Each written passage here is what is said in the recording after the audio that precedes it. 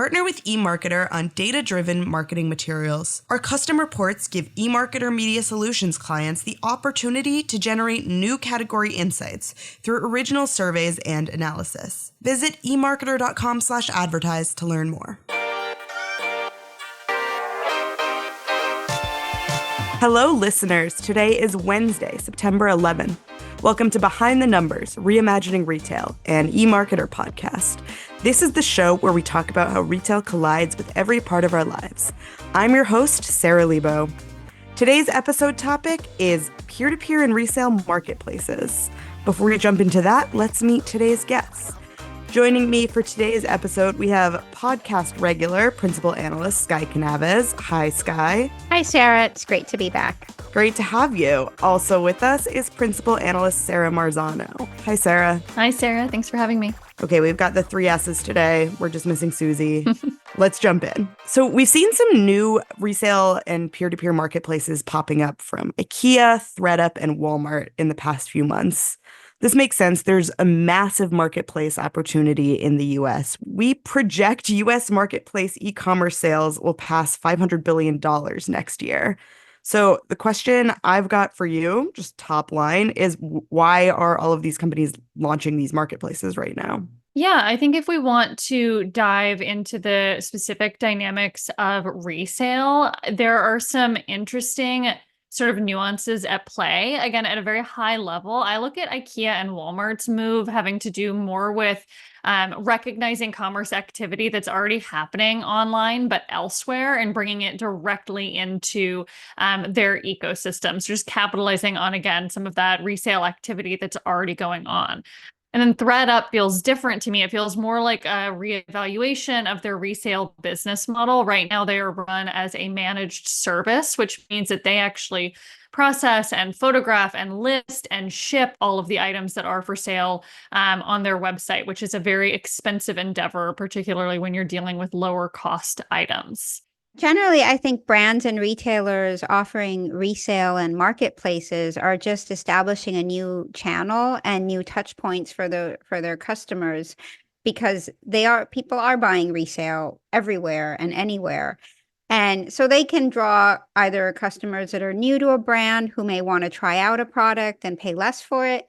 And it also helps keep customers engaged because they can buy back from customers and then sell them products that they might not otherwise be able to find and offer them a wider selection. And that can help to foster a level of trust, because I think there's more trust in working directly with a brand like Walmart or IKEA versus a person on Facebook where you have to manage the transaction yourself. Mm-hmm. And finally, there's the important sustainability angle. Because having a resale offering really serves as a powerful signal of a commitment to reduce, reuse, recycle. That's often a big challenge for retailers. Well, it's interesting you bring up Facebook, because this is a question for me of why would someone go on IKEA to sell something or buy something if that's all already happening on Facebook Marketplace? It feels to me like one of the number one reasons to even have a Facebook is to buy a used Malm dresser on Facebook Marketplace. How is IKEA going to attract those buyers and sellers? I saw an article by a reporter in Fast Company who lives in Spain, which is one of the markets where IKEA is trialing this before it rolls it out worldwide. And he talked about how the interface is really nice. I mean, first, you're getting the IKEA branded products because it's only IKEA. It's not going to be somebody saying something is IKEA-like when it's actually a different brand. And additionally, IKEA is offering some pretty sweet incentives to sellers who would like to be paid in IKEA credit with a 15% bonus. So for those who might be looking to sell something through the IKEA marketplace and then buy something else, it's a pretty good deal. Yeah, I think it's a smart sort of recognition that if you're selling a couch, you very well might be in the market for a new couch. Yeah, that's a great point. That probably helps with ad targeting in the future too, if you know that this client has sold a couch before. Yeah, I think the challenge for IKEA will be getting a high enough volume to where sellers can, or buyers can reliably go onto the IKEA marketplace and know that they'll be able to find something in their geographical area. Because that's going to be a challenge when you're thinking about these larger format items that you have to pick up locally, which I imagine is how this is going to work. You need to be able to reach a certain volume to be able to reliably count on that. Yeah, that feels to me like where I'm not sure IKEA can succeed or necessarily any of these companies that are going peer to peer because they have to compete with eBay and Facebook Marketplace, these established and scaled marketplaces. Do you think they can do that? I think given the incentives that IKEA is offering and kind of the customer experience, they'll be able to gain some traction with their loyal customers. And exactly as you mentioned, people who might be wanting to trade in, essentially sell their sofa so that they can buy a new one from IKEA. But that kind of opportunity that they offer, which isn't quite the same on Facebook. Now, Facebook Marketplace has really become very convenient. It's kind of a local peer-to-peer flea market. Mm-hmm. And it makes it very easy for people to buy and sell because you just upload a photo and then searching for products is very easy. So I think IKEA is also going to work at integrating tools to make it easier for buyers and sellers to find what they're looking for. Another advantage of these marketplaces to me feels like they're inexpensive compared to new goods. My question there is how can they compete with competition or are they seeing competition from cheap Chinese goods that are listed on Temu, Shein, and Amazon? So I think they have the brand advantage. So Amazon has brands, but like Temu and Shein don't really. It's basically commodified goods. So if you want an IKEA product or an IKEA quality and that's what you're looking for, then you can find it on that marketplace or on other marketplaces. I think Walmart's focus on its marketplace is going to be higher end goods like luxury goods, handbags, collectibles. It's announced a partnership with StockX, which is a big sneaker resale platform to sell on Walmart. So it's really going for the branded higher end of the resale market.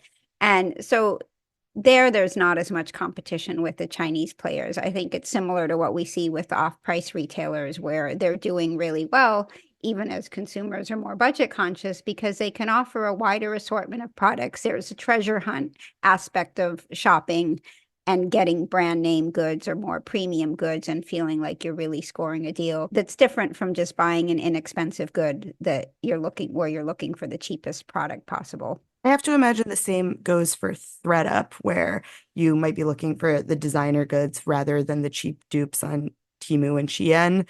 There's obviously that consumer that's going to buy the cheap dupes, but that consumer already existed absent of these marketplaces. Yeah, I think that the fact of the value and the potential to save money might be top of mind and shared among shoppers of Temu as well as ThreadUp. But other than that, the similarities kind of stop in terms of what the intent is. And I think, Sky, you hit the nail on the head when it comes to something like being able to engage in sort of that digital treasure hunting and be able to find something where there is a quality and value that is inherently higher than what you're going to end up paying, being a real motivating factor here. And some of these platforms can even foster a sense of community. I know Depop is one. It started out in the UK and it's really popular among Gen Z and was acquired by Etsy, but they're very well known for being kind of a social version of a resale platform where people get to know each other and follow each other. And I think Poshmark has also done something a bit similar with its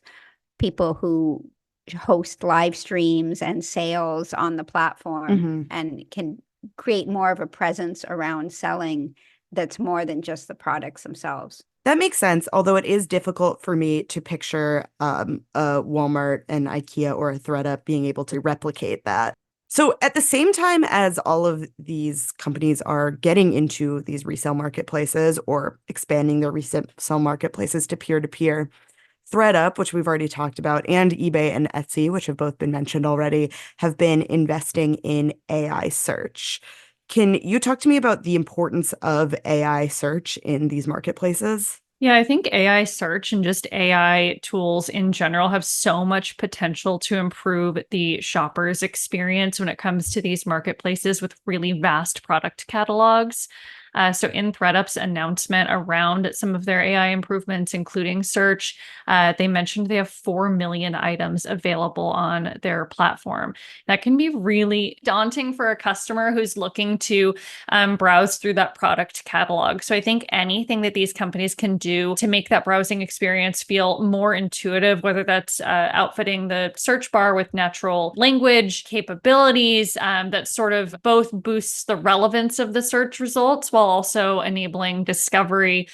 You also see these companies using AI to do things like tag product attributes and speed up the way that they're processing the merchandise to make sure that they're tagging things correctly and things are being categorized in the right way on their websites. And all of these things can help shoppers find what they're looking for and hopefully boost conversion rates. Yeah, because it's just like objectively too much work to make 4 million SKUs for 4 million individual products. Like, that's impossible. I read that ThreadUp receives 100,000 products per day. That explains why they're making a peer-to-peer marketplace. Exactly. I was going to say that's another piece to sort of support why they're testing out this peer-to-peer model, because they're able to move a lot of those operational tasks onto the sellers themselves. I also think as AI search expands within Google, I mean, already we don't search on Google the way we did 10 years ago, where you might have used Boolean search terms on Google. You now probably just do like free text or even ask it a question. That is behavior that isn't limited to Google. I know that now I will search on other websites in the same way, where that kind of searching might not work as well on a Walmart or an Amazon or an eBay because the search engine isn't built to handle that. So as Google advances its search engine and changes consumers' behaviors, these retailers need to keep up.